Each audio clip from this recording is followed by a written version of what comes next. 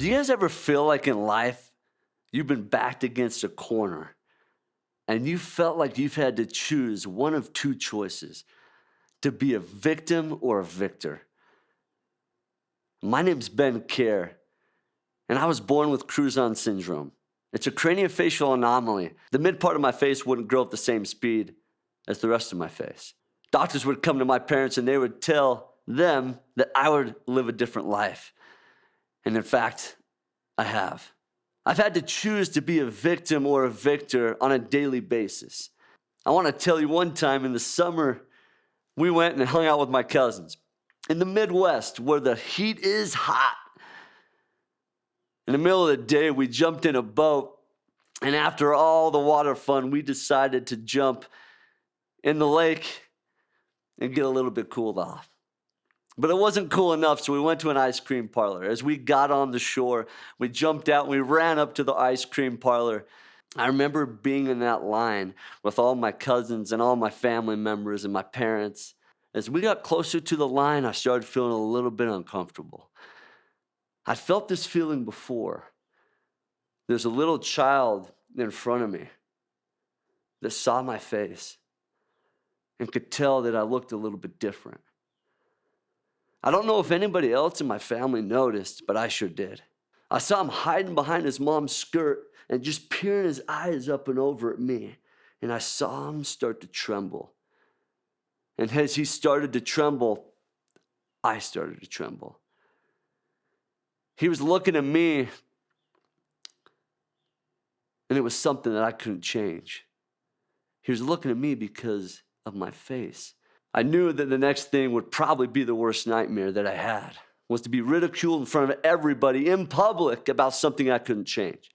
I remember as he pulled down the skirt of his mom, grabbed his mom's leg and arm and shook on it and pointed at me in front of everyone in the ice cream parlor and said, "Monster, monster, Mom, look at the monster. Let's go, let's go." She collects her ice cream and runs out of the store with him screaming and crying, pointing at the monster, pointing at me. I forgot what ice cream flavor I ordered. I forgot how it tasted because I was just focused on what just happened. I remember all my cousins and all my family members were just silent after that. You could hear every single step as we walked outside that ice cream parlor to the boat. I never wanted so badly to wear a seatbelt in a boat because it would have been giving me comfort and security and safety. I remember my mom in that boat on the way back to my cousin's house telling me to remember who I was, that I was a son of God.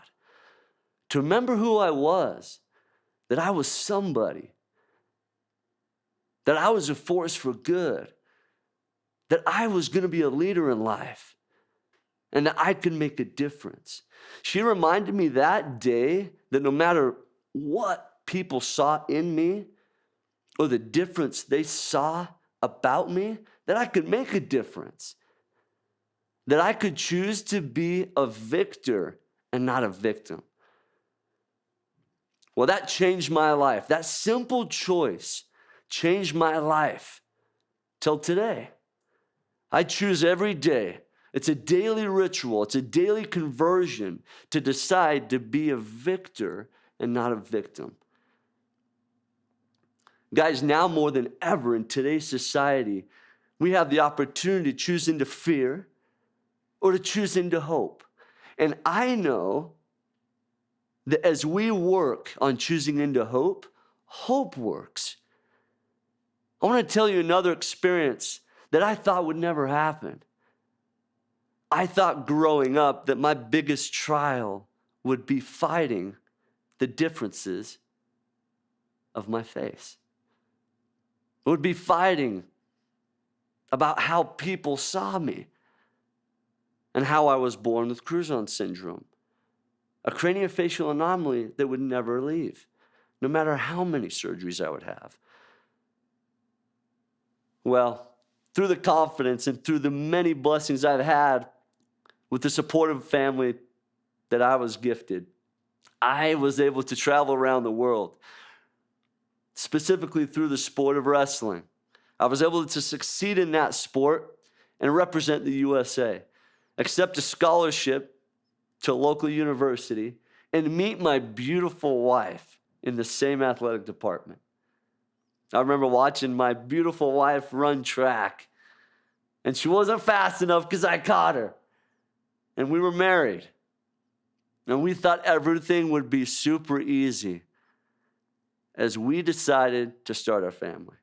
She came from a family of 9 kids, and I came from a family of 7. Family was super important to us, and we wanted a big family with lots of kids running around the house, just like we had done growing up.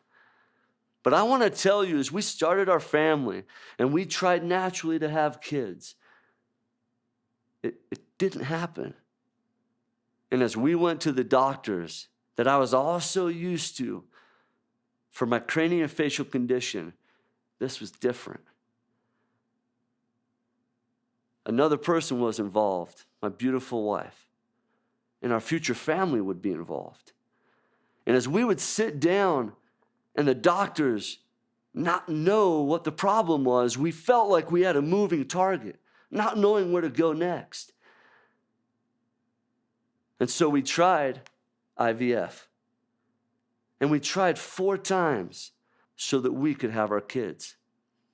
I remember she could barely go to work and sit down because of the bruises she had on her hips and the bruises she had all over her stomach just to try to start our family. 4 cycles later, with 2 miscarriages, a little baby boy and a little baby girl, lost. Our hearts felt broken. We didn't know what to do next, but we felt like adoption would be the next step for us. We were so excited when we put our profile out there that we would be matched with a beautiful mom. As we would go to visit this mom and spend holidays with them and take them out and really enjoy our time with her and her family, we felt connected. We felt like this was it. Until we got the email. 8 months being matched with this mom who was pregnant that we had funded the entire time. We get the email that said, "I'm not placing my baby. I don't know how to tell you this." I remember reading that email, and I remember having those words be like a dagger to the heart. And I remember having my wife grasp around my chest. Why do we have to go through this again? I remember not knowing what to do. This was a situation that I just couldn't control. I felt like I wouldn't have to go through this.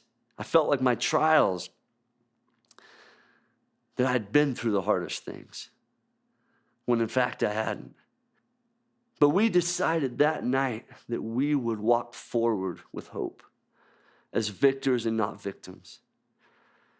Shortly after that, we gained up the courage to go again into the adoption. And we were matched with another mom. And about 6 months later, she would disappear. She would not return our calls anymore. We felt devastated. But we decided every day to have that conversion, to be victors, not victims, to have hope and not live with fear. I remember getting the call in early February saying, "Hey, there's a boy that was just born. Do you want him?"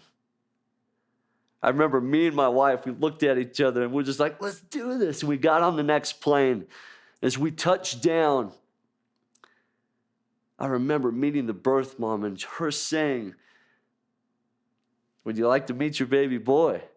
And I looked at my wife and I'm like, "Wait a minute, holy cow, is this how this works? Is this how this works? Holy cow, this is actually happening." As we walked down and we held our beautiful baby boy.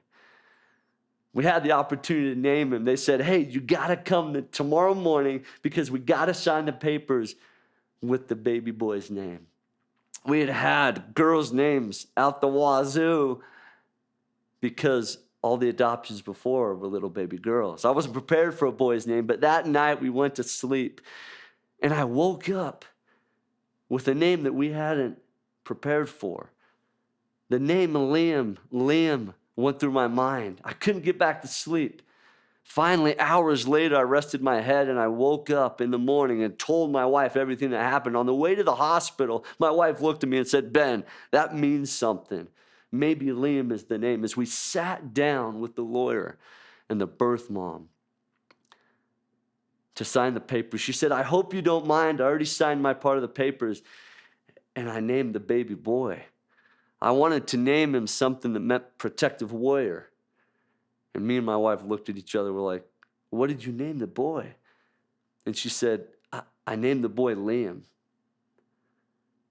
Guys, faith and hope is alive. And it's alive today. And it works.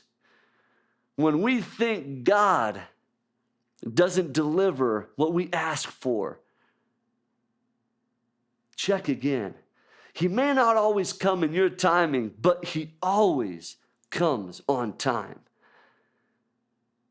We were startled. We were emotional as we hugged the birth mom and told her our part of the story.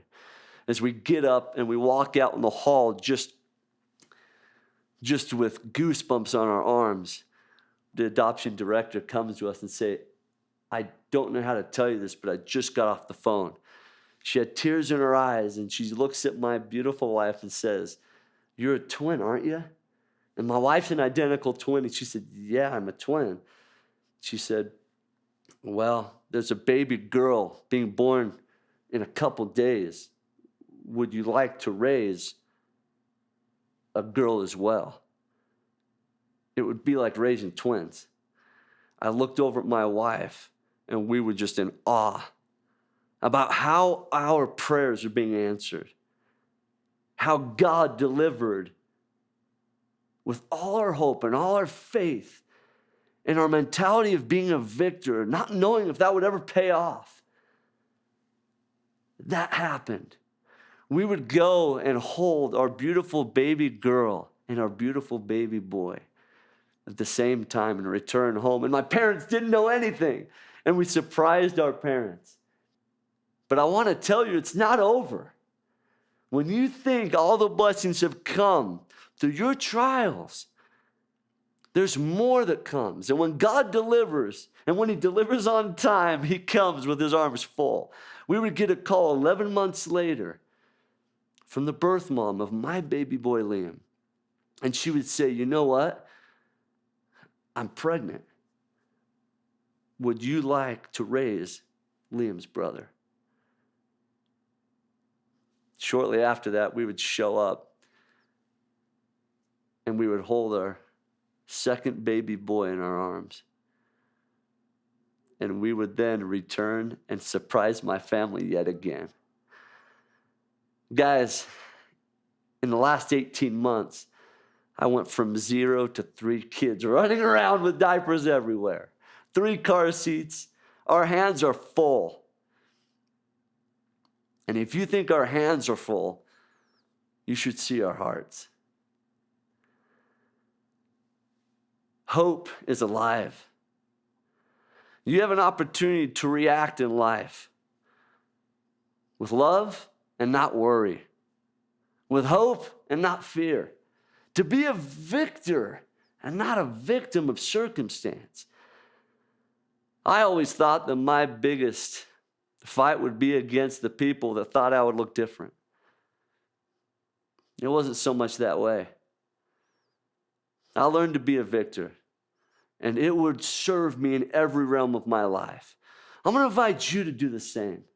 In those moments that you feel that you're backed in that corner of life with a choice to be a victor or a victim, to choose hope or to choose fear, and to choose doubt and worry, I'm going to invite you to tell yourself that you're enough. I'm going to invite you to know and to believe that God does deliver. Hope works, and it works when you work.